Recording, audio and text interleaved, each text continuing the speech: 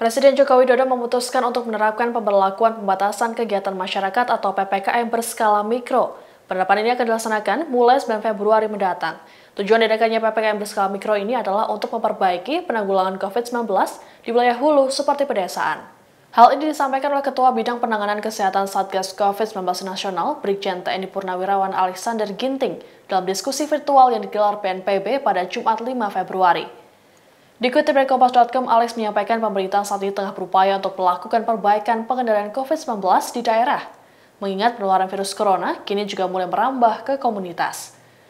Terlebih penambahan kasus harian COVID-19 terus terjadi termasuk jumlah angka kematian yang meningkat hingga membebani rumah sakit. Untuk itu pemerintah memutuskan untuk memberlakukan PPKM di wilayah yang memiliki cakupan sempit seperti pedesaan. Diharapkan dalam PPKM berskala mikro ini, di setiap desa bisa mendirikan posko tanggap COVID-19 yang berperan sebagai pendamping tim pelacak untuk melakukan penelusuran penyebaran COVID-19. Menurut Alexander, upaya perbaikan di wilayah hulu menjadi pekerjaan rumah semua lini, tidak hanya menjadi tanggung jawab petugas kesehatan.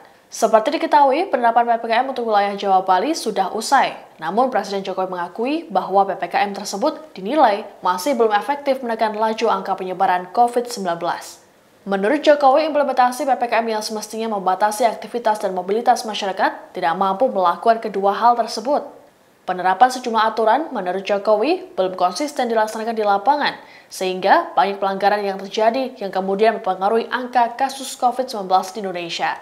Karena itu, Jokowi meminta supaya implementasi PPKM diperkuat dan para menteri dan kepala lembaga terkait benar-benar mengetahui kondisi lapangan di daerah masing-masing. Hari ini kasus aktif masih terus tinggi, 15,59%.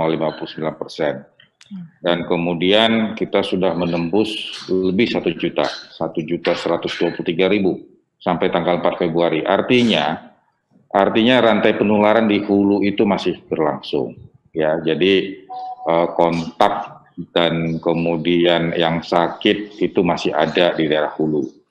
Sehingga ini menjadi pekerjaan rumah kita bersama, tidak hanya untuk orang kesehatan, tapi juga untuk seluruhnya sektor yang ada. Karena yang namanya pandemi, kedaruratan medik itu adalah intervensi multisektor. Kemudian diperberat lagi dengan angka kematian. Angka kematian itu bertambah 231 dari 1 hari sebelumnya dengan sekarang per hari. Sehingga jumlah yang meninggal itu 31.000. Dan angka kematian itu 2,76%. Ini juga menjadi beban rumah sakit. Artinya yang datang ke rumah sakit itu semua dalam keadaan sudah di fase 2, fase 3. Sehingga beban mereka juga bertambah. Sehingga ini menjadi tanggung jawab kita bagaimana supaya bersih-bersih di hulu. Supaya di hilir lebih ringan bebannya. Di hulu ini maksudnya di lingkungan mana Pak Alex? Kalau bisa ditegaskan lagi. Di hulu itu adalah di wilayah. Jadi di hulu itu adalah berbasiskan desa. Berbasiskan puskesmas.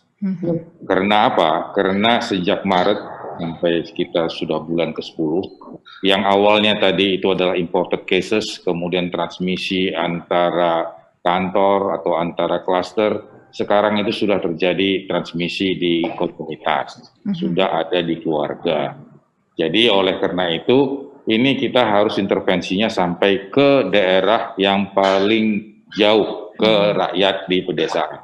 Makanya dibuatlah sekarang programnya pemberlakuan pembatasan kegiatan masyarakat yang berskala mikro. Demikian informasi dalam Tribun News Update kali ini. Nantikan terus informasi terbaru lainnya hanya di kanal YouTube tribunnews.com. Terima kasih sudah nonton. Jangan lupa like, subscribe, dan share ya.